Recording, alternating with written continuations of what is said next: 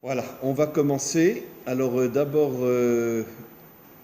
à la mémoire de Monsieur et Madame Caïn, et pour l'élévation de l'âme de Avram Ben Sultana. Et j'ai une mauvaise nouvelle à vous annoncer. Monsieur Werner est décédé hier soir. Oh mince! Oh, je l'ai demandé où il est justement, M. Werner. Oh, Barouna, Il est décédé hier soir, 96 ans. Et à 3h30, c'est la levage. Et à 3h30, C'est ceux qui étaient assis là. Monsieur Werner. S'occuper aussi du groupe. Bon, il était là depuis un mois parce qu'il était malade, mais il est décédé à 96 ans, et 2 ans après le décès de sa femme. Donc, bon, Hachem, ils vont se retrouver. Ouais, c'est formidable. Et bon, c'est un homme extraordinaire, vraiment. 96 ans, il venait au cours et tout. 96 ans. 96 ans. Voilà. Et on a le père d'un très bon ami à nous qui est mort cette semaine aussi, il est en Shiva, 103 ans. 103 ans? Ouais. Ben dis donc. 103 ans. Voilà. Il était en France, il faisait des allers-retours tout le temps. Incroyable. En tout cas, bon, M. Werner est décédé. La Levaya est à Givat Shaoul cet après-midi à 3h30. 3h30, oui. 3h30 à Givat Shaoul. Le Hesped se fera dans le Hesped Ashkenaz. Ah, il est Ashkenaz, oui, c'est vrai. Comment? Il est Ashkenaz, oui. Où est-ce que j'allais Oui, demander? oui, bien sûr. Oui, bien sûr, il a des enfants. D'ailleurs, il y en a un qui vit juste en face de chez moi. Rehov et Tseret. Là, ici avec Ochaïm. Et donc, oui, bien sûr, il a des enfants. Et voilà. Donc, on ne peut pas encore faire l'Ilou Nishmato parce qu'il n'est pas encore enterré. Il sera enterré seulement cet après-midi. Donc, on pourra faire Ilou Nishmat que quand il sera enterré. Et voilà, en tous les cas, je sais pas. Je sais pas. Ah oui, c'est Je vrai. sais pas. Sincèrement, je sais pas. Voilà. En tous les cas, voilà. Et encore une fois, Leilou Nishmat et Avraham Ben Sultana. Et donc, on va commencer notre cours. On est dans Parshat Pinchas la semaine dernière et cette semaine, pardon. Et on va essayer de comprendre un petit peu qui est le personnage de Pinchas. On voit dans notre paracha que quand Pinchas a tué le chef de la tribu de Shimon, pourtant il s'était prostitué avec une Midianite, et Pinchas les a percés tous les deux et après les a sortis sur sa lance, et il les a percés au moment où la relation était complète, parce que si c'était avant ou après, il ne pouvait pas les tuer. Il ne pouvait les tuer que quand il y avait une vraie relation entre le chef de la tribu de Shimon et Cosbi, une princesse midianite. Et après, toutes les tribus l'ont insulté. L'ont insulté, lui ont dit « Mais qui tu es, toi, pour oser tuer un chef de tribu ? Tu n'es qu'un descendant d'un idolâtre. » Pourquoi? Parce que Pinchas était un descendant de Yitro et de Yosef.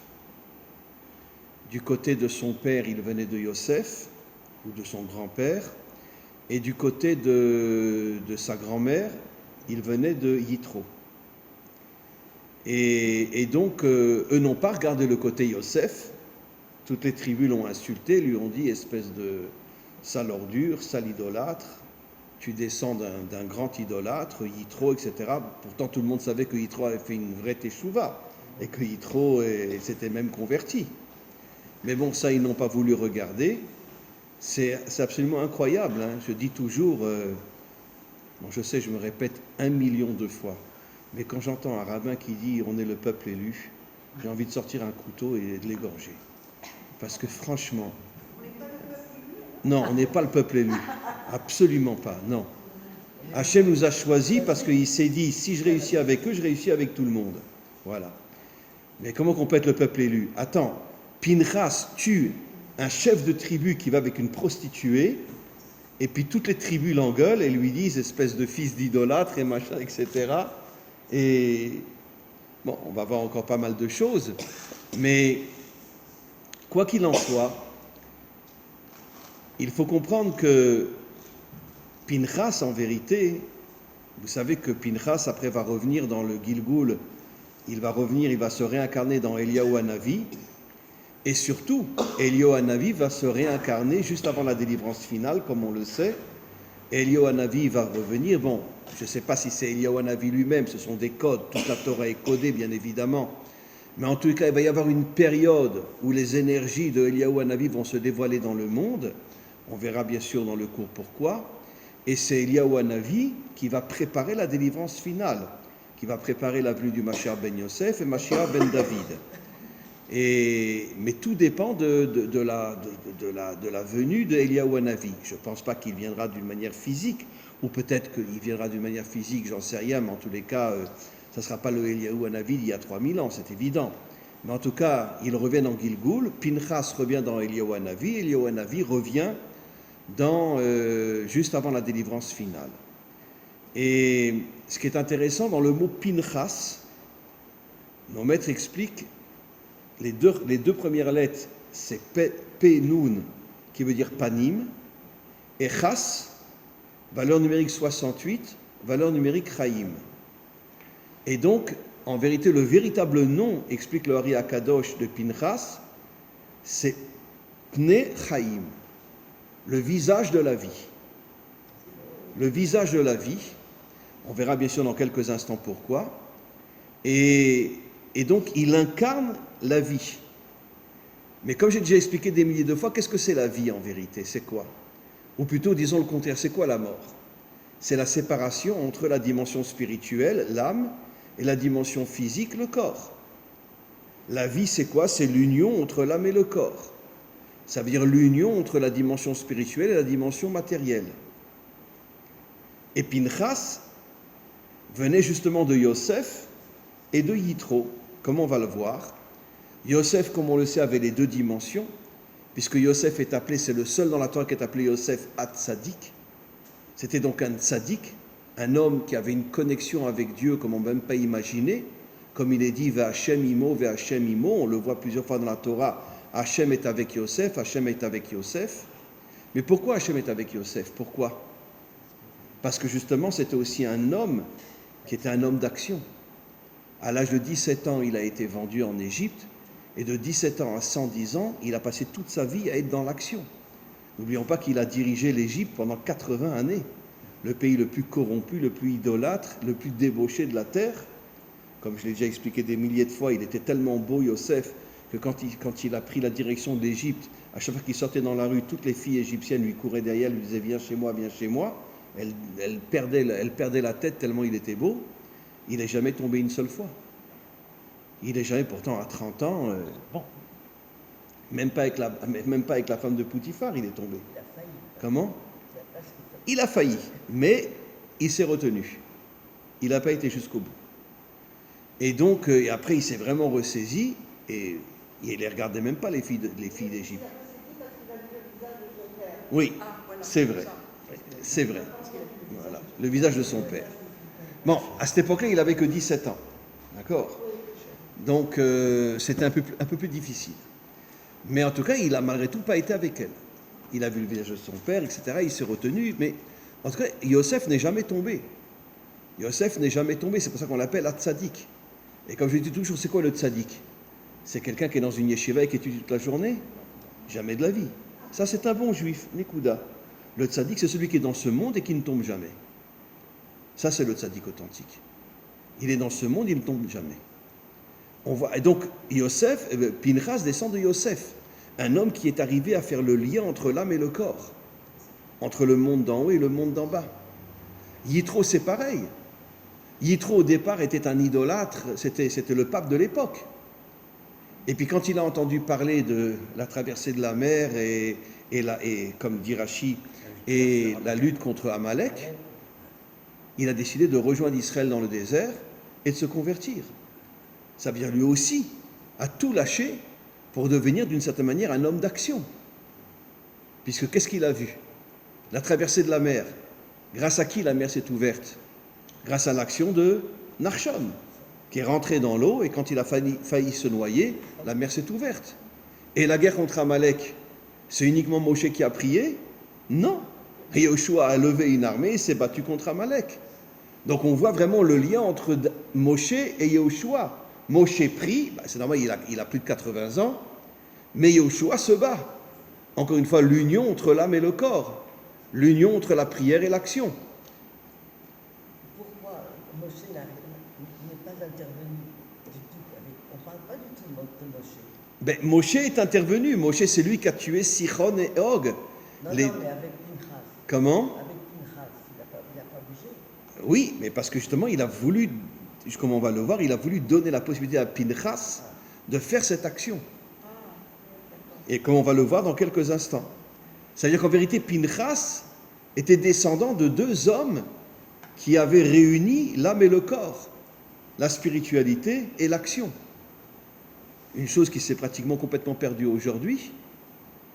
D'accord? Enfin, pas complètement. Je veux dire, comme je dis toujours, grâce à Dieu, on a eu le plus grand héros de notre histoire, depuis David Ameller, on a eu Moreno, grâce à Dieu. Et j'ai rencontré son oncle à Montréal. Ah ouais? Ouais, son oncle vit à Montréal. Sa tante était avec moi, la sœur de sa mère, Oui. était avec moi dans la guitare, en Espagne. Elle m'a dit que sa sœur n'arrivait pas à faire son deuil encore. Et À faire son deuil. Sa sœur, la mère d'Emmanuel Moreno, ne pouvait pas faire son deuil. Parce que chaque fois, il y avait des copains qui venaient et qui nous racontaient des histoires nouvelles. ah oui, Sur, ah oui. Et son oncle, c'est le frère de son père, vit à Montréal. Et je l'ai rencontré. Il venait à chacun de mes cours, il venait. Et je l'ai rencontré. Il m'a raconté aussi des histoires sur Moreno inimaginables. Mais que je ne peux pas raconter parce qu'il m'a dit de garder le secret, mais des histoires absolument incroyables sur Moreno. Bon. Quelqu'un d'absolument incroyable qui lui aussi avait réussi à réunir le monde d'en haut avec le monde d'en bas. Bon, il y en a d'autres aussi, bien sûr. Il y a eu à Élie, comment il s'appelait, celui de Élie, là? Comment? Qui? Klein. C'était un officier pendant la guerre du Liban. Il était avec tous ses soldats. C'est à pleurer. Et tout d'un coup, un Libanais jette une grenade. Il s'est jeté sur la grenade. Il a explosé sur la grenade pour sauver tous ses soldats. Mais vous imaginez des gens pareils? Comment? Mais c'est de la folie. C'est de la folie. Il aurait pu s'enfuir comme tout le monde. Et puis qui meurt. Il saute sur la grenade pour sauver tous ses soldats. C'est un Français lui aussi. ça fait rappeler Pinchas un peu. Ben oui. Zéro protège. Mais justement, comme on va le voir. Donc vive la France. Hein. Non, on ne peut pas dire vive la France. Hein. Vive Israël. Mais vive la France aussi. Hein. Attends, les deux plus grands héros de l'armée israélienne, Klein et Moreno, étaient des Français. Moreno était un Marseillais, Klein, je crois qu'il venait de Paris. Donc, et les deux ont donné leur vie pour sauver Israël. C'est des choses absolument incroyables. Donc vive la France, comme on peut dire. Hein. On peut dire vive la France? Non, non, on ne dit pas vive la France. Non. Vive Comment? les Juifs qui vivent en France. Ah, bien sûr. Ah. Vous m'avez sauvé. Vive les Juifs français. Et vous savez que dans le prophète Obadiah, il est dit que lorsque les Juifs reviendront de France, Hachem se dévoilera comme roi dans le monde. Donc on a un sacré travail à faire, nous les Français. Hein? Hein? On essaye, hein. On essaye, voilà. Non? Tu n'as pas un fusil, toi? Non? Bon. Ben, prends un fusil et bats-toi. Hein? Parce J'ai que... vu beaucoup de soldats cette semaine très religieux avec la kippa, les tzitzit, Vous plaisantez, mais aujourd'hui, ce sont des milliers d'orthodoxes qui rentrent à l'armée aujourd'hui dans les unités combattantes, dans les unités d'élite. Et personne n'en parle en Israël. Hein. Bah, évidemment. Ils sont tellement écœurés de voir des milliers d'orthodoxes qui vont à l'armée. Je vous ai dit, moi j'étais rave à l'armée pendant des années. Donc j'enseignais dans ces unités d'élite.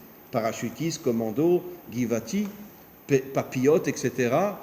Et il faut voir les muscles qu'ils avaient. C'est inimaginable. Il y a une révolution dans le monde haridi aujourd'hui, mais personne n'en parle. Parce qu'ils sont tellement gênés de voir que les enfants de Haridim vont à l'armée, dans les unités combattantes. C'est inimaginable ce qui se passe. Donc maintenant, on continue. Donc on voit que Pinchas, pourquoi finalement il les a tués? On le verra d'une manière un peu plus profonde dans quelques instants. Il les a tués pourquoi? Parce que justement, Pinchas s'appelle le visage de la vie. Et donc, il voulait redonner la vie au âme Israël. Comme on va le voir dans quelques instants, en vérité, la prostitution, la débauche, c'est la mort. Comme on va le voir dans quelques instants, la débauche, c'est la mort. c'est la séparation entre l'âme et le corps. C'est le premier, on pourrait dire, c'est le premier pas vers la mort, comme on va le voir. Maintenant, regardez ce qui s'est passé. Pinchas, dans notre paracha, après que toutes les tribus l'ont insulté, Hachem a décidé de le nommer Cohen. Comme on le voit au début de notre paracha, Parashat Pinchas, il est devenu Cohen. Maintenant, ce qui est très intéressant, c'est que jusqu'à la construction du Beth Amikdash par Shlomo, en vérité, le statut des Kohanim était resté entre les mains de Aaron et de ses enfants et de ses descendants. Et Pinchas, bon, il n'avait pas vraiment un rôle pendant pratiquement 500 ans. Et quand Shlomo Améler, il a construit le Beth Amikdash, bravo Boaz. Boaz, coucou. Mais non, c'est gentil un enfant qui hurle, c'est magnifique. Voilà. Et quand Shlomo Améler, il a construit le Beth Amikdash, il a arrêté toute la lignée de Aaron et de ses enfants, et il a décidé de nommer comme Kohen Gadol au Beth Amikdash un descendant de Pinchas. Et pendant tout le temps que le premier temple était construit, c'était que des descendants de Pinchas qui étaient Kohen Gadol ou même Kohen d'un haut niveau. Et bien sûr, les commentaires posent la question, mais pendant 500 ans, c'est Aaron et ses enfants qui sont les vrais Kohanim, et tout d'un coup, quand Shlomo Améler construit le Beth Amikdash, à ce moment-là, il nomme les descendants de Pinchas. Nos maîtres donnent une réponse extraordinaire que j'ai déjà dite. Pourquoi? C'est quoi le secret du Beth Amikdash?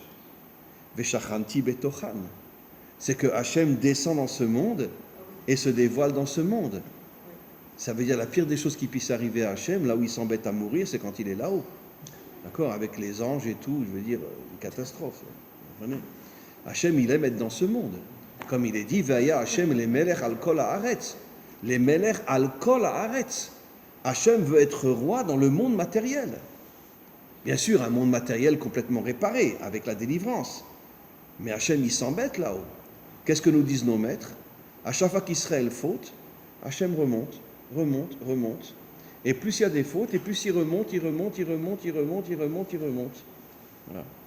Vous savez combien de tzadikim, avant de mourir, se mettaient à pleurer? Entre autres, le Gaon de Vilna. Alors ses élèves lui ont dit, mais Rabbi, pourquoi tu pleures? Tu vas être à côté d'Hachem, toi là-haut. Vous savez ce que le Gaon de Vilna a répondu? Il a dit, mais qu'est-ce que je vais faire là où je vais m'embêter à mourir? Qu'est-ce qu'on va faire? C'est une âme sans corps. Donc c'est une moitié d'être. Et donc automatiquement, c'est pas un être entier. Il dit, et il a pris cette tzitzit, c'est marqué dans un livre, et il a dit, je pourrais plus faire de mitzvot, je pourrais plus être dans l'action. C'est pour ça que je veux pas partir. C'est extraordinaire. Ça, c'est des maîtres authentiques qui ont compris qu'en vérité, un homme, il doit être à la fois spirituel et à la fois dans l'action. Alors maintenant, on comprend pourquoi Shlomo, il a choisi Pinchas, juste un instant. Parce que comme Pinchas, justement, il avait agi, et il avait tué le chef de la tribu de Shimon, comme on va voir dans quelques instants, pourquoi il a fait ça. Et que Pinchas venait de Yosef, l'union entre le monde spirituel et le monde matériel, pareil pour Yitro. Et Shlomo ne voulait pas des Kohanim qui sont que là-haut. Il voulait l'union entre le monde spirituel et le monde matériel. Et c'est pour ça qu'il a choisi Pinchas, qui s'appelle le visage de la vie. Et la vie, c'est l'union entre l'âme et le corps. Oui. On remarque une chose, c'est que le bébé qui arrive au monde, dès qu'on lui coupe le cordon ombilical, il se met à pleurer. Oui. Si je vais quitter le monde d'en haut, on me bat dans ce monde ici, dans le monde d'en bas. Et celui qui s'en va de ce monde ici, quand il s'en va, il réalise qu'il va partir de ce monde, il pleure parce qu'il se dit, je vais rejoindre également le monde d'en haut. Oui, jusqu'à la délivrance finale. Après, il y aura Triatamétim, il y aura la résurrection. Et heureusement, parce que si on devait rester tout le temps là-haut, je veux dire, on va s'embêter à mourir. Et qu'est-ce qu'on fait là-haut? Franchement, comme ça, toute la journée, merci Hachem. Non, c'est pas sérieux. Il a dit que dans le monde d'en haut, on s'embête. Et heureusement qu'au moment de la délivrance, il y aura la résurrection. À nouveau, l'âme rentrera à nouveau dans le corps pour faire un être authentique, l'union entre la dimension spirituelle et la dimension matérielle. Non, mais le fait de pleurer, Non, le cordon ombilical qu'on coupe au bébé, où il pleure parce qu'il sait qu'il va... Ben, il va être dans un monde de dîne. Dans un monde d'action. Et c'est quoi ce monde? C'est un monde de rigueur, un monde d'action. C'est quoi ce monde? Comme disent tout au début du Maaseh Bereshit, on dit Allah bemarshafto livro et haolam beminat hadin. Hachem a pensé que ce monde devait être un monde de din, un monde de rigueur. Et pourquoi Hachem a créé un monde de rigueur? Pourquoi on a toutes ces épreuves dans ce monde?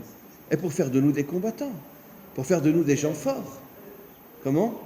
une question, cette histoire qu'on s'embête là-haut, bon, quand on va revenir avec la résurrection des morts, on sera plus mitzvah, parce que le mitzvah c'est un commandement, parce qu'on est obligé, parce qu'on va combattre notre matérialité pour aller vers. Mais une fois qu'il y aura un Mashiach, il n'y a pas de combat. Alors, ici quoi? Eh bien justement, sachez que dans le Talmud, il est dit que tous les prophètes n'ont vu que jusqu'à la résurrection. Personne n'a vu après. Ça veut dire qu'on ne sait pas ce qu'il y aura après. Peut-être qu'il y aura un nouveau monde, de nouveaux combats, de nouvelles actions, etc. On ne peut pas être toute la journée dans un kollel en train d'étudier, c'est pas possible. On va devenir fou. Les femmes qui cuisinent et les hommes avec un livre, non, les femmes ne cuisineront pas. Elles seront aussi avec un livre, ça va être horrible. Vous comprenez? Donc on a besoin d'un monde d'action, on a besoin d'un monde où... Et c'est pour ça que nos maîtres disent que tous les prophètes, même les plus grands, même Moshe, n'a vu que jusqu'à la résurrection. Après, c'est un monde nouveau, on ne sait pas ce qui va se passer. Et peut-être que ça sera à nouveau un monde d'action, un monde... va savoir ce qui va se passer. Peut-être que ça sera une nouvelle dimension, va savoir. Mais on ne peut pas imaginer que Hachem, d'abord, c'est marqué clairement dans la Torah. Ve'asuli migdash ve'shachanti betochan. Je veux résider dans le monde d'en bas, je ne veux pas résider dans le monde d'en haut, nous dit Hachem. Alors maintenant, on va essayer de comprendre un peu plus profondément pourquoi, en vérité, Pinchas, il a décidé de tuer un homme qui allait avec une prostituée. Alors maintenant, il faut savoir comment... Alors, il faut savoir que si un homme juif, elle était non juive, bien évidemment, que si un homme juif va avec une non juive ou se marie avec une non juive, mais ces relations sont cachées dans sa maison, dans sa chambre, on n'a rien le droit de lui faire. On n'a rien le droit de lui faire. Par contre, si il va avec une non-juive en public, ce qui était le cas du chef de la tribu de Shimon, qui a été en public devant toute sa tribu, il a levé le rideau et il a montré ce qu'il faisait, d'accord? À ce moment-là, la halakha nous dit, aujourd'hui c'est plus possible, évidemment, depuis des millénaires, parce qu'aujourd'hui, en exil, on a le droit de tuer personne, mais à l'époque où les Juifs étaient sur leur terre, si tu vois un Juif qui va avec une non-Juive, et surtout une prostituée, d'accord, aux yeux de tous, tu as le droit de le tuer. Comment? La fille du roi. Elle, c'était une princesse. En plus, c'était la fille d'un des rois de Moab. Voilà. Et donc, tu as le droit de le tuer. Bon, depuis la destruction du deuxième temple, on ne peut plus. Et même la majorité des Juifs sont toujours restés en exil. Il n'y en a que 2% qui sont revenus en Israël. Donc même à cette époque-là, je ne sais pas si on pouvait encore tuer. Mais en tous les cas, on peut tuer. Maintenant, la question est, demande nos maîtres, mais pourquoi? Pourquoi quand un Juif se cache, il est dans sa maison tout simplement, il va avec une non-juive, tu n'as rien le droit de lui faire? Et pourquoi quand c'est public, quand il se montre devant tout le monde, tu as le droit de réagir? Encore une fois, depuis des millénaires, c'est fini, on ne peut plus. Et même au moment de la délivrance, je pense qu'on ne pourra plus. Mais en tous les cas, pourquoi à cette époque-là, tu pouvais le faire? Alors, je vais vous révéler quelque chose, peut-être que j'ai déjà dit il y a très très longtemps, mais c'est bon de le révéler. Si vous prenez les lettres de Balak, qui a appelé Bilam. Balak, c'est lui qui a demandé à Bilam de venir et de maudire Israël. En vérité, ces malédictions se sont transformées en bénédictions. Vous croyez vraiment que c'était des bénédictions? Non, peut-être. Non. Vous savez que dans ses bénédictions, il a rentré un tel venin, un tel poison pour faire tomber Israël. En vérité, il a compris que s'il les maudit, tout le monde va s'éloigner, mais s'il leur fait une bénédiction dans laquelle il rentre un poison, le mauvais œil, c'est comme ça qu'ils tomberont. Et d'ailleurs, vous savez ce que dit le Zohar? Le Zohar dit que si tu connais quelqu'un qui a un mauvais œil, d'accord, et il t'offre 1 million d'euros, ne les accepte pas. S'il t'invite chez lui pour manger à sa table, n'y va pas. Pourquoi? Parce que tout son but, c'est de te faire venir pour faire rentrer des énergies négatives dans la nourriture ou dans le cadeau qu'il te donne pour te tuer. Tu vas tomber malade, etc. Vous savez que, bon, c'est difficile à admettre aujourd'hui, mais l'œil a des pouvoirs inimaginables. Un homme qui a vraiment des énergies négatives dans l'œil et qui envoie ce qu'on appelle le mauvais œil, eh ben, il peut faire rentrer des énergies extrêmement négatives dans la nourriture ou dans un cadeau qu'il te donne. Et donc, méfie-toi, ne le prends pas. Comment? Bah, des fois, on sait que quelqu'un... Des fois, on sait. Bon, des fois, on ne le sait pas, vous avez raison. Ah oui, c'est pas évident. Mais des fois, on le sait pas. Mais si on se doute que cette personne-là, il est pas correct, ne t'approche pas de lui. Même s'il te donne 1 million d'euros, dis non, je ne le veux pas. Parce que tu vas prendre 1 million d'euros, puis 1 mois après, tu auras le cancer. Et donc ne les prends pas. Ne les prends pas. Comment? Mais c'est justement ce que Bilam a voulu faire. Pourquoi Bilam, il a fait des bénédictions? Parce qu'il voulait empoisonner Israël. Et bien sûr. Et vous savez qu'il y a une discussion dans le Talmud, il y a quelques maîtres, une minorité, qui voulait que chaque jour, dans la prière, on récite toutes les bénédictions de Bilam. Et la majorité ont dit non, parce que la minorité n'avait pas compris que Bilam avait fait rentrer du poison dans ses bénédictions, et ils ont dit c'est hors de question, on ne lit pas ces bénédictions, parce qu'elles sont remplies de poison. D'accord? C'est pas pour le chemin seulement. Comment? C'est pas pour le chemin Israël. Mais quelle est la différence entre une malédiction et une bénédiction maudite? C'est la différence entre la dictature et la démocratie. Mais bien sûr, comme je dis tout le temps. La dictature, tu vois vraiment qu'il veut ton mal. La démocratie, Bennett, je veux votre bien, je veux votre salut, je vous aime. D'accord? Voilà. Et en vérité, c'est une vraie pourriture qui cache le mauvais œil dans ses soi-disant qu'il veut aider son peuple. Et voilà. Voilà. Vous les avez vus qu'ils ont fait quelque chose contre les Iraniens qui auront bientôt la bombe atomique? Non, rien du tout. Ils ont dit que c'était mal. Comment? Ils ont dit que c'était mal. Ah oui, c'est très mal, c'est très très mal, oui, d'accord. Je vais vous dire, ce gouvernement-là, d'accord, qu'on espère qu'il tombe, d'accord, ils font partie de nouvel ordre mondial qui veulent détruire Israël. Ils veulent détruire Israël, d'accord. Consciemment. Comment? Consciemment. Ah non, consciemment, ils font partie du nouvel ordre mondial. Le nouvel ordre mondial veut détruire Israël pour après avoir la main mise sur le monde entier. Voilà. Et ce gouvernement-là, c'est pour ça que je dis toujours que Lapide va nous lapider. Absolument. Oui. Bon, il reste que 4 mois au pouvoir, il va pouvoir faire grand-chose. Je vais mettre au maximum. Mais si jamais il repasse, ça sera la catastrophe.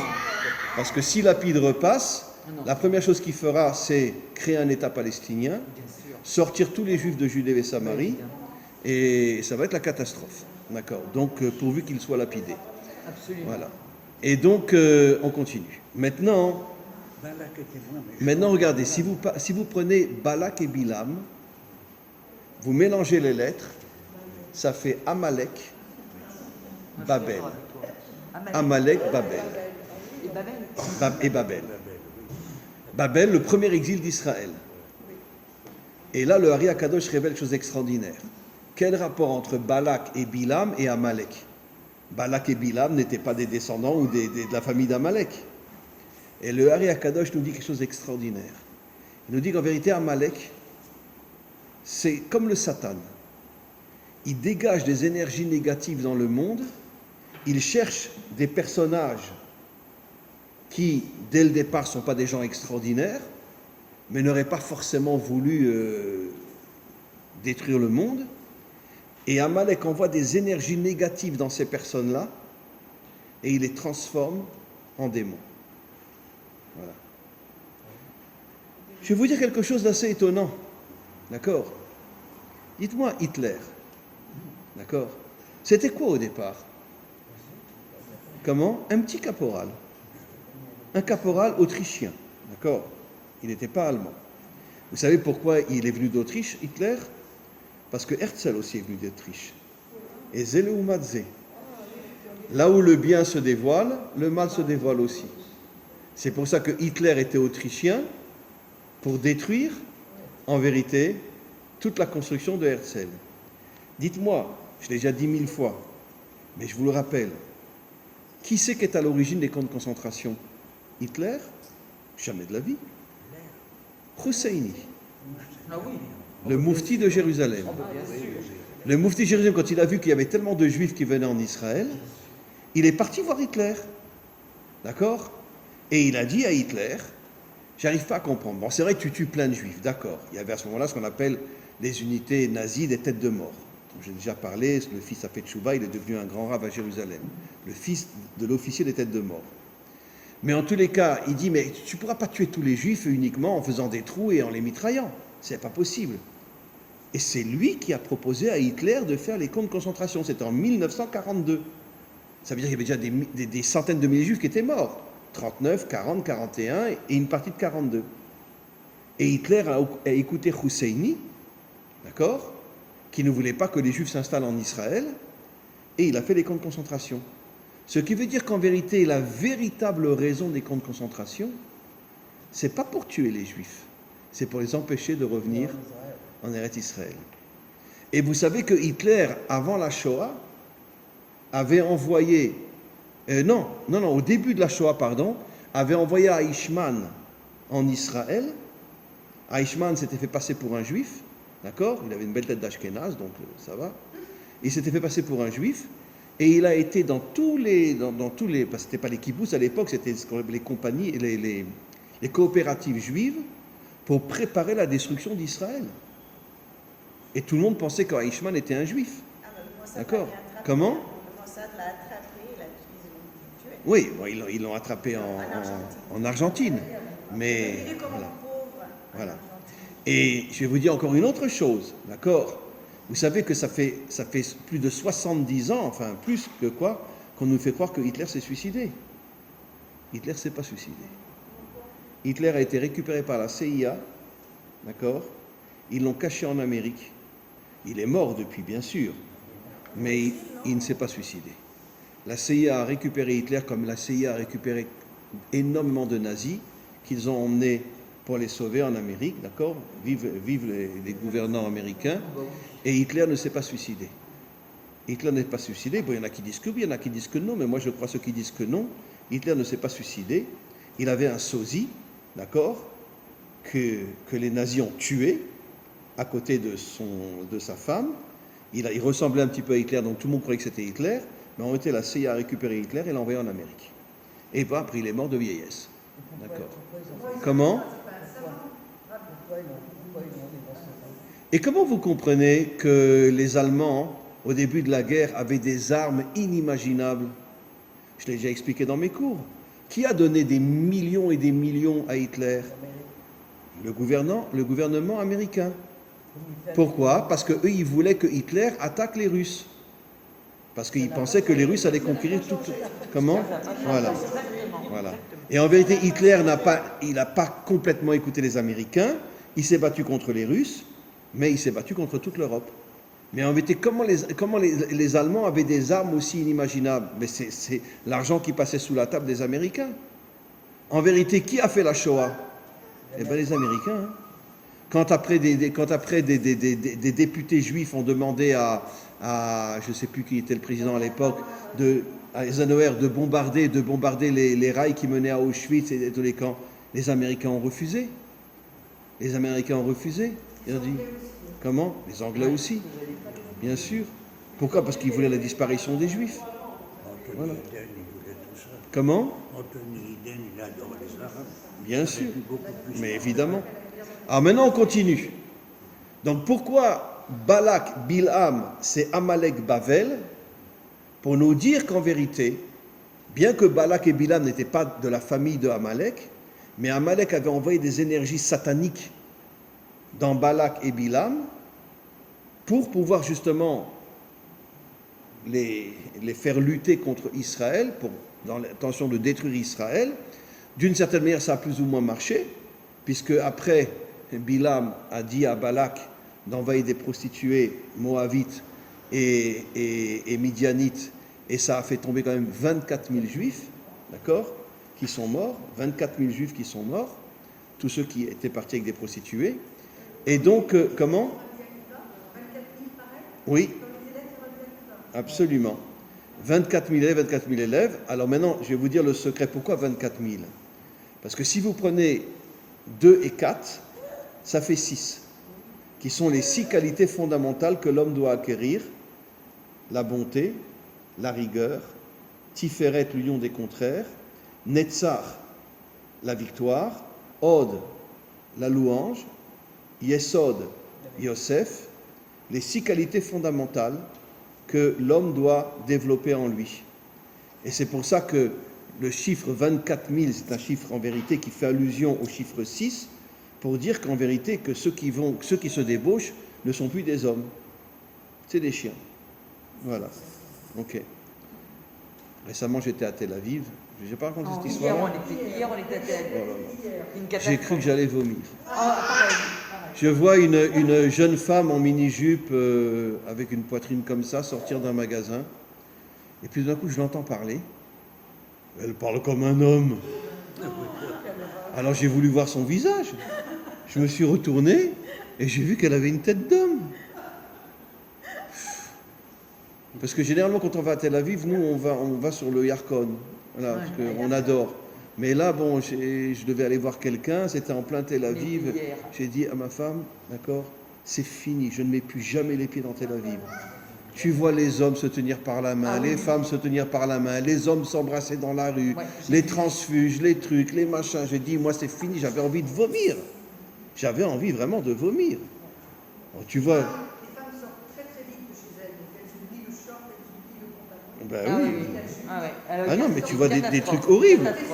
Tu vois un homme en mini-jupe, non mais attends, comme ça. Et puis je sais pas comment qu'il avait une poitrine comme ça, je sais pas. Bon, il s'était peut-être créé, j'en sais rien, mais bon, un transfuge quoi. Et par contre, il n'avait pas changé sa voix. Comment ? Ah, transgenre. Mais il n'avait pas changé sa voix. Il parlait vraiment comme un homme. Hein. C'est voilà. Horrible, Tel Aviv. C'est incompréhensible. Bon, vive Tel Aviv. Allez. Voilà. C'est pour ça que je vous dis, quand on entend le peuple élu, mais vous dites, mais c'est pas possible, mais ils sont tarés ces gens-là. Quel peuple élu ? Quel peuple élu ? Ah oui, alors... Ah oui. Mais au Canada aussi, hein. Au Canada, ils sont aussi tatoués des pieds jusqu'à la tête. Tous les jeunes au Canada sont tatoués des pieds jusqu'à la tête. En Amérique, un peu moins, parce que j'étais aussi à New York, un peu moins, mais ils sont aussi tatoués. Mais alors, au Canada, les Québécois, mais alors, tu vois pas leur peau. Hein. Incroyable. Voilà. Comme en Israël. Comme en Israël. J'ai demandé à un coiffeur qui était aussi de l'autre côté. Je lui ai dit, mais pourquoi on nous a tatoués il y a 70 ans. On nous a tatoués. Oui. Pourquoi vous nous tatouez comme ça ? Oui. Pourquoi ça ? Bon, enfin bref. Alors je continue. Maintenant, regardez. Donc, Balak et Bilam, leurs lettres forment le mot Amalek après Babel, pour dire qu'en vérité, les 4 exils d'Israël, dont le premier était l'exil de Babylone, les 4 exils d'Israël viennent d'Amalek. Comme dit la Torah, que Amalek est le pire ennemi d'Israël. D'accord ? Maintenant, bon, il y a une chose très embêtante que j'ai déjà dit, mais n'oublions pas que Amalek était de la famille de Abraham, Yitzhak et Yaakov. Amalek était le petit-fils de Yitzhak, l'arrière-petit-fils de Yitzhak. Donc, comment ça se fait qu'il puisse naître dans la famille de nos pères et de nos mères ? Eh bien, j'ai déjà expliqué. Depuis la faute de Adam et Ève, d'accord ? Le mal est rentré dans le bien pour le détruire, et le bien rentre dans le mal pour, d'une certaine manière, le sauver. Et comment qu'on le voit ? D'où est sorti Ruth ? De Moab. Le peuple le pire ennemi d'Israël. Et Ruth est appelée la matrice de la délivrance, celle qui va donner naissance à David et au Mashiach. Donc Ruth est le tov qui est caché dans le mal. Mais chez nous, grâce à Dieu, il y a le mal qui est caché dans le bien. Vous savez ce qu'ose dire Rabbi Nachman de Breslev dans le Likutei Moharan? Bon, ça, je ne peux pas l'enregistrer quand même. Il y a une Torah, je rechercherai le numéro et la semaine prochaine, je vous dirai quelle Torah c'est, où il dit que le monde rabbinique, à son époque, à notre époque, Bichlal, est rempli de Shedim Yehudiim, de démons juifs. Je ne sais pas comment il a eu le courage de dire une chose pareille. De démons juifs. Et il parle du monde rabbinique. Des démons juifs. Qui se cachent sous l'apparence. D'accord? Mais en vérité, aujourd'hui, quand tu écoutes un rabbin parler, qu'est-ce qu'il te dit? Étudie, fais les mitzvot, Dieu t'aidera, etc., etc. Surtout ne sois pas un homme d'action. Hein. Surtout ne descends pas dans ce monde et ne sois pas un homme d'action. Voilà. C'est ça ce que les rabbinim disent aujourd'hui. Et finalement, ils nous affaiblissent. Je comprends que Rabbi Nachman ait dit il y a 300 ans que le monde rabbinique était rempli de shedim yehudim, de démons juifs. Comprenez? Parce qu'un rabbin qui te dit tu as été créé uniquement pour faire les mitzvot, étudier la Torah, et qui n'ose pas te dire sois un homme authentique et bats-toi contre le mal, comme on va le voir dans quelques instants, mais s'il ne te dit pas ça, ça veut dire que c'est un démon. Ça ne peut pas être un vrai juif. Parce que le vrai juif est quelqu'un qui a une connexion avec Hachem qu'on ne peut même pas expliquer, mais qui est en même temps est un guerrier, est un combattant, qui se bat pour essayer de se battre contre le mal qu'il y a dans ce monde. Alors maintenant on continue. Donc, le mal est rentré dans le bien pour nous détruire de l'intérieur, bien sûr.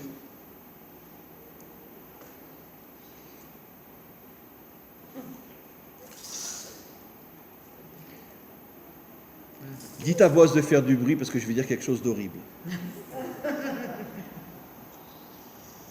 Vous savez qu'il y a toute une histoire qui dit que d'où venait Hitler? D'où venait Hitler? D'où venait Hitler?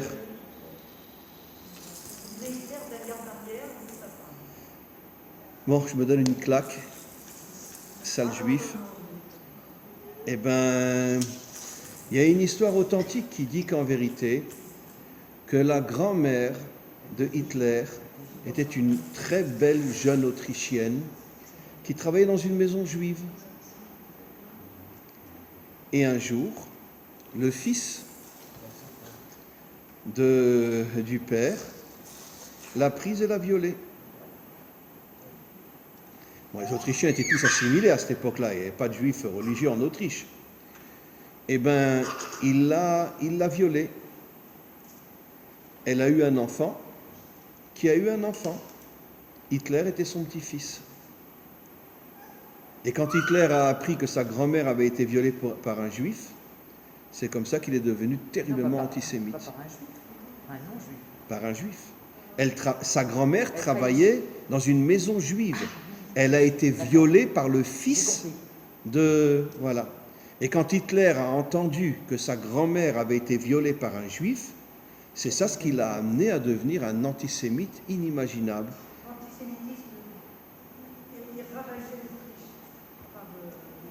Autriches. Oui. Oui, mais non, elle n'était pas juive, sa grand-mère, puisque le violeur était juif et elle n'était pas juive. Mais quand il a appris ça, voilà, c'est une histoire, est-ce qu'elle est vraie, est-ce qu'elle n'est pas vraie, mais c'est une histoire qui est très connue, très très connue. Alors, je ne sais pas si c'est vrai, si elle n'est pas vraie cette histoire, mais en tous les cas, cette histoire est très connue, elle est très racontée, et va savoir si elle n'est pas vraie. On continue. Maintenant, Amalek, qu'est-ce qu'on a déjà expliqué? Amalek, c'est un double bâtard. Il est mamzer par l'adultère et mamzer par l'inceste. Puisque le père d'Amalek s'appelait Éliphaz, c'était le fils de Esav, d'accord? Éliphaz était une grande ordure. Et Timna l'a repoussé. Voilà. Éliphaz a eu une relation avec la reine de Séhir, qui était mariée avec le roi de Séhir. La reine de Séhir, après, était enceinte. Elle a dit à son mari, « Mon chéri, je suis enceinte. Oh, qu'est-ce que c'est mignon. » Voilà. Elle n'a pas dit que c'était Éliphaz qui avait couché avec elle, bien évidemment. Ils ont mis au monde une fille. Très bien. Et qu'est-ce qu'a fait Éliphaz après? Il a repris sa fille, il a été avec elle, et est né Amalek. Jolie descendance. Vive les Juifs. Hein. Vraiment, bravo. Et donc, Éliphaz, Amalek, est un double bâtard. Bâtard de l'adultère et bâtard de l'inceste. Voilà. Maintenant, c'est intéressant, Pinchas lui aussi a tué quelqu'un qui allait avec une prostituée non juive. Vous savez ce que disent nos maîtres? Nos maîtres nous disent les trois plus grandes fautes qu'il y a sur terre, la débauche, l'idolâtrie et le meurtre. D'ailleurs, c'est marqué dans le Talmud que si quelqu'un te dit débauche-toi, prosterne-toi devant une croix ou tue quelqu'un, tu dois te laisser tuer. Tu n'as pas le droit de transgresser. D'accord? C'est les trois fautes pour lesquelles tu n'as pas le droit de transgresser. Donc, c'est les trois plus grandes fautes qui existent. Vous savez comment nos maîtres classent les trois fautes? Vous savez ce que disent nos maîtres? Les 4 exils d'Israël sont la cause de la débauche.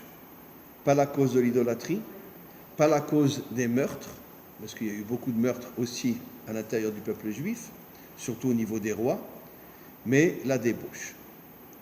Et pourquoi? Alors, beaucoup de commentaires posent la question, pourquoi pas l'idolâtrie? Pourquoi pas le meurtre? Jéroboam était un criminel inimaginable. Il a fait assassiner des milliers de familles qui voulaient se rendre au temple. Hommes, femmes, enfants, nourrissons, il les décapitait.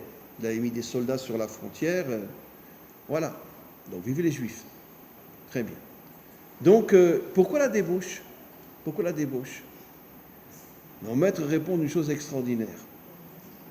Mais c'est le Harizal, entre autres, qui dit ça, mais d'autres maîtres aussi le disent. Pourquoi? Parce que même en français, comment qu'on appelle l'épouse authentique? L'âme sœur. Qu'est-ce que ça veut dire l'âme sœur? Toi, tu as épousé ton âme sœur. Vous avez eu Boaz.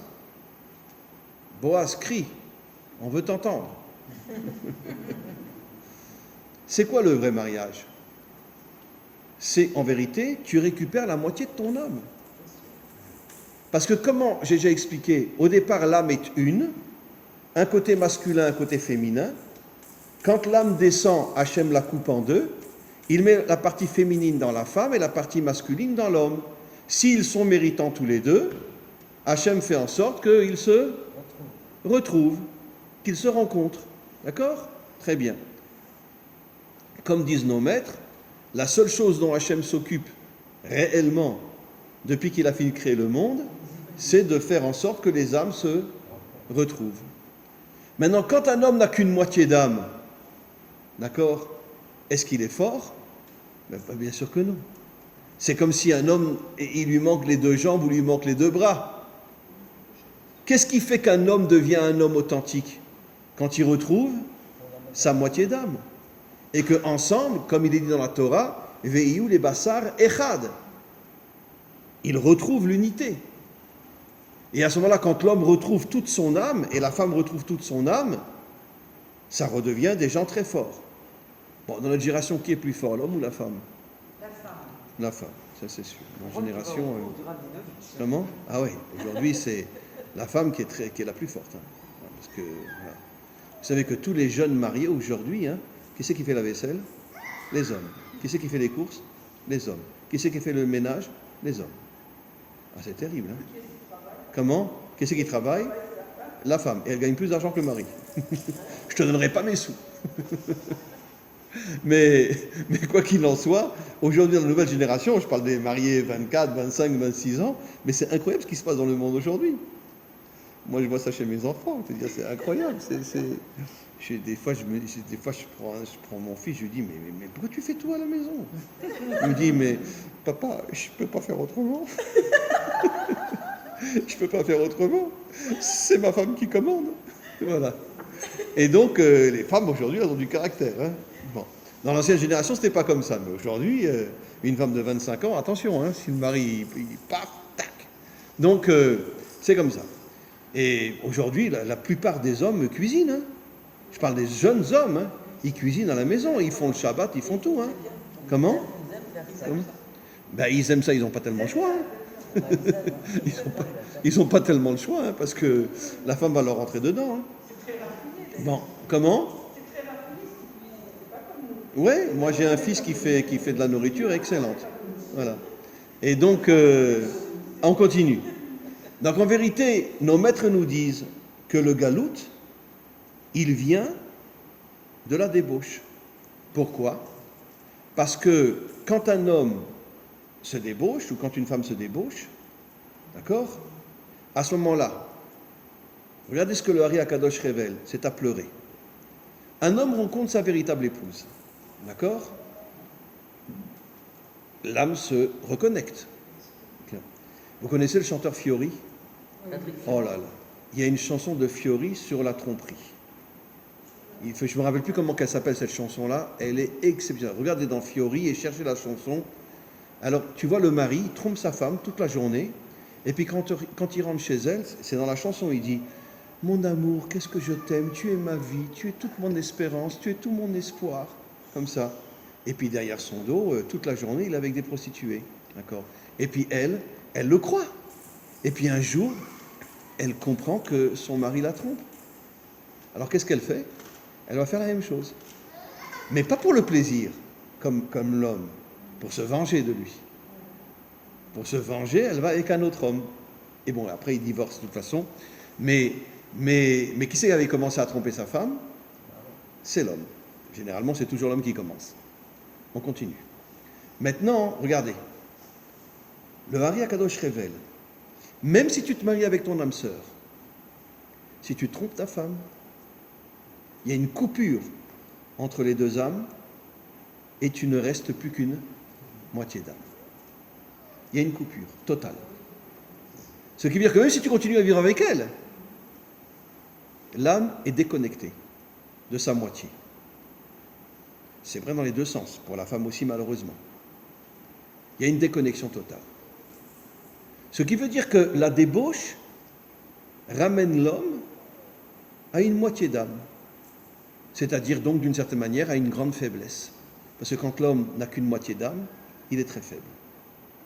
Parce qu'il n'a plus toute son âme. Donc, si l'homme se débauche sans être marié, évidemment qu'il n'a qu'une moitié d'âme, sans compter que dans la débauche, il abîme son âme, la moitié qu'il a. Mais même si l'homme est marié et qu'il a réussi à réunir son âme et avoir une vraie âme qui lui donne des forces, s'il se débauche, il perd la moitié de son âme et il redevient un homme faible. Et il tombe complètement. Il tombe, il ne peut plus se relever. Voilà. Et donc le monde n'est pas facile aujourd'hui. Le monde n'est pas facile aujourd'hui. Oui. Je ne vous dirai pas qui m'a dit ça un jour, mais un jour quelqu'un vient me voir, c'était une femme, elle vient me dire « Rav, vous savez ce qu'il y a à Tel Aviv ?» Je lui dis « Ben oui, je sais ce qu'il y a à Tel Aviv, hein, des homos, des lesbiennes, des... Voilà. » Je dis « Non, Rav, je ne parle pas de ça. Il y a une boîte de nuit de Haridim à Tel Aviv où les hommes viennent avec leurs femmes et toute la nuit ils se les échangent. » C'est possible ça? Je lui ai dit « Écoutez, vous vous foutez de moi, madame, c'est pas possible. » Elle me dit « Vous voulez que je vous donne l'adresse? Vous y allez sans kippa et vous allez voir de vos propres yeux. » D'accord? Comment? Ah oui, des ultra-orthodoxes. Ils viennent avec la kippa et puis après la femme va avec un autre. Moi, je ne l'ai pas cru au départ. Eh bien, j'ai été voir. Quelle est l'adresse? Quelle horreur! Je ne vous la donnerai pas. Quelle horreur! Je peux pas croire. Eh bien, j'ai été voir. Sérieux? Et je vous dis que ce que j'ai vu, je ne pouvais pas le croire. Mais comment c'est Il y en avait même certains qui venaient avec des bas blancs. Vous savez, des ultra-orthodoxes avec des bas blancs. Comment c'est possible? C'était que des jeunes, hein. Que des jeunes. Comment c'est possible ça? Que des jeunes. Comment c'est possible? Mais j'en sais rien, mais le monde est fou. Le monde est fou. On vit dans un monde de tarés aujourd'hui. Encore heureusement qu'il y a des planètes. La délivrance, c'est justement comme ça que je vais conclure. Absolument. Alors maintenant, vous allez comprendre, Ah ben, on arrive je l'ai déjà souvent expliqué, mais pourquoi aujourd'hui toutes les forces obscures de ce monde qui se cachent derrière nos dirigeants, pourquoi aujourd'hui ils ont officialisé, en vérité, toutes les lesbiennes, les homos, les transfuges, enfin, etc. Pourquoi ils ont légalisé ça? Il y a toujours eu des homos dans le monde, mais avant c'était caché. Officiellement, c'était l'homme et la femme. Pourquoi aujourd'hui c'est officialisé?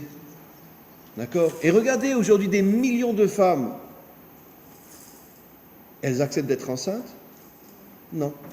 Une femme mariée va prendre la semence d'un autre homme, d'accord, pour pouvoir être enceinte. Ou aujourd'hui de plus en plus, elle demande à une autre femme d'être enceinte et puis après elle adopte l'enfant pour ne pas être enceinte. Ça se fait aujourd'hui, même en Israël, hein. Voilà. Partout. Pourquoi aujourd'hui tout est officialisé? On fait des enfants n'importe comment, et les lesbiennes, comment qu'elles font pour avoir des enfants? Eh bien, elles vont à l'hôpital, donnez-moi une semence, je ne veux même pas savoir de qui c'est, et puis voilà, et puis elle a un enfant. Voilà. Ben, toutes les lesbiennes font ça aujourd'hui. Donc, c'est quelque chose d'absolument incroyable. Qu'est-ce qui se passe? Pourquoi toutes les forces obscures de ce monde s'attaquent au couple et à la famille? Parce que les forces obscures sataniques ont compris que tant que l'homme est marié avec son vrai zivoug, ça fait de lui un homme fort, un homme anti-système, un homme qui refuse de baisser la tête. D'accord? Quel est le pays le plus mouton sur terre aujourd'hui? tous. Ouais, excusez-moi, c'est Israël. Ah oui, je suis d'accord. Ah, je suis entièrement d'accord. D'accord. Et pourquoi? Ah, je suis entièrement d'accord. Oui. Et pourquoi Israël est le pays le plus mouton sur terre aujourd'hui? Ah, je Pourquoi? suis entièrement d'accord. Mais parce que 90% des hommes trompent leurs femmes. Et même chez le religieux. Et je peux vous le dire, hein. Vous ne pouvez pas imaginer le nombre de téléphones que je reçois, d'accord?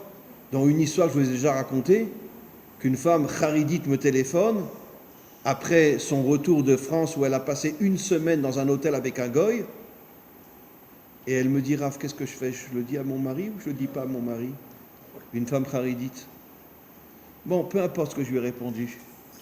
Mais elle me dit, j'ai fait croire à mon mari que ma mère était malade et que je devais partir à Paris pour être à ses côtés. Mais en vérité, Rav, je vous dis la vérité, c'était une Française, mais charidite. J'ai passé une semaine dans un hôtel avec un goy. Elle travaillait dans un, comment on appelle ça, vous savez, les call centers. Et puis, elle avait ce goy qui l'appelait souvent. Et un jour, elle a voulu le voir. Alors, ils se sont vus sur FaceTime. Puis quand elle a vu que c'était vraiment quelqu'un de très très beau, elle lui a dit j'arrive. Voilà. Une charidite qui dit j'arrive. Voilà, une semaine à l'hôtel. Mais c'est fou ce qui se passe. C'est fou ce qui se passe. Et Chaim Walder, qui s'est pendu. Tiens, vous savez que le patron de Zaka est mort aussi. Hein. Oui, Voilà. oui, on a Il vu est ça. mort aussi. Ah oui. Mais lui aussi, combien de femmes il a violé. Et Chaim Walder, que tout le monde charidi lisait ses livres.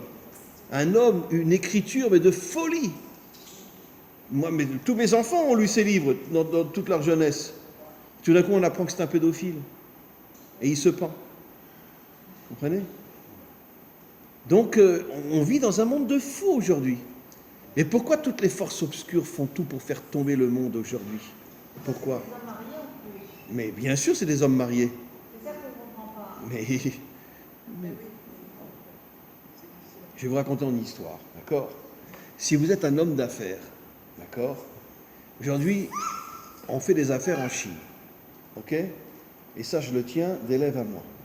On fait des affaires en Chine. Alors, quand vous louez un hôtel en Chine, une chambre, alors les Chinois vous envoient, d'accord, une liste de prostituées et il vous demande laquelle vous choisissez pour être avec dans votre chambre. D'accord. Mais moi, j'ai un élève qui était marié et qui m'a raconté qu'il est tombé. Il est tombé, il est parti plusieurs fois, c'était un homme d'affaires qui est parti plusieurs fois en Chine et à chaque fois, pendant une semaine, il était tous les soirs avec une prostituée alors qu'il était marié. Vous comprenez? C'est très difficile de résister, hein. Qu'est-ce que vous voulez que je vous dise? Donc on vit dans un monde total. Mais maintenant, il faut savoir comment. Mais et le chef de Zaka, il n'avait pas un stremel sur la tête, il vivait pas à Meacharim. Et il n'y a pas un Mekoubal de Tzfat qui est en prison jusqu'à aujourd'hui, qui a violé plusieurs femmes. Un grand Mekoubal de Tzfat qui est en prison aujourd'hui. Donc, bon Hashem. Mais maintenant, il faut rajouter. Il faut savoir qu'en vérité, la grande majorité de ceux qui tombent, c'est parce que toutes les forces obscures, d'accord, ont tout fait pour détruire ce monde, pour nous affaiblir, pour nous enlever la moitié de notre âme. Parce que même si un homme trompe sa femme et qu'il vit encore 50 ans avec elle, il n'aura qu'une moitié d'âme. Et il ne retrouvera plus jamais. Bon, s'il fait une vraie teshuva, c'est différent. Il retrouvera peut-être sa moitié d'âme. Mais s'il ne fait pas une vraie teshuva sincère, authentique, il restera avec une moitié d'âme. Et qu'est-ce que toutes ces forces obscures veulent? Nous affaiblir. Elles veulent nous affaiblir. Parce que quelqu'un qui n'a qu'une moitié d'âme, il est très faible. Voilà. Et pourquoi? Pour pouvoir après avoir la main mise sur nous. D'accord? Et pour pouvoir nous dominer, nous transformer en moutons, nous transformer en esclaves. Maintenant, on comprend, et je termine, ouais, il est tard. Pourquoi Pinchas s'appelle le visage de la vie? Parce que la vie, c'est quoi? C'est l'union entre l'âme et le corps. La mort, c'est la séparation entre l'âme et le corps. Et pourquoi il a tué justement le chef de la tribu de Shimon?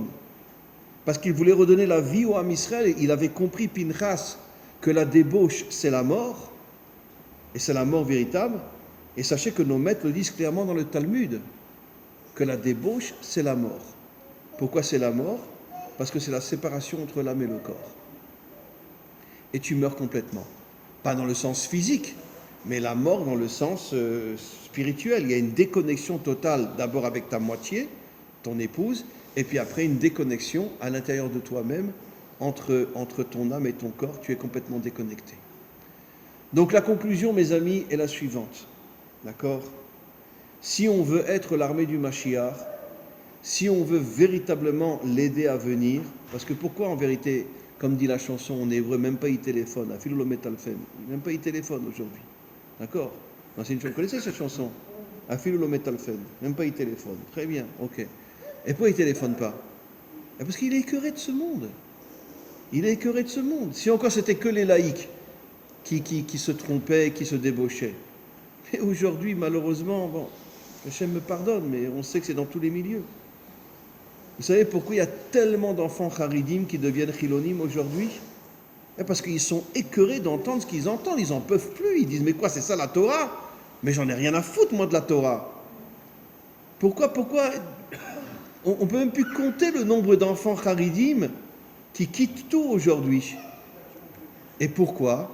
Encore une fois, parce que quand ils entendent encore un rave, encore un rabbin, encore ci, encore ça, ils sont tellement écœurés que, bon, ils comprennent mal bien sûr, mais ils sont tellement écœurés qu'ils s'en vont. Donc en vérité, nous, notre travail véritable, c'est d'être propre, d'être pur, et de savoir, comme Yosef, que si on résiste à toutes les tentations de ce monde, à ce moment-là, on devient un soldat qui va amener la délivrance. Et ça, c'est notre travail aujourd'hui. Un travail d'action. Parce qu'un homme qui travaille et qui a des secrétaires dans son truc, elles ne sont pas forcément toutes religieuses. Hein. Il peut avoir une secrétaire qui a le dos nu, qu'on voit sa poitrine, etc. Et comment qu'il va tenir? S'il a 30, 35 ans ou 40 ans, comment qu'il va tenir? S'il tient, il devient un soldat du Mashiach. Et c'est pour ça qu'il faut absolument aujourd'hui travailler sur ce côté-là, sur le côté de la débauche, parce qu'encore une fois, c'est comme ça que Be'ezrat Hashem, on fera venir le Mashiach. Amen. Amen. Voilà. Vous êtes français? Hein? Ah, très bien. Voilà.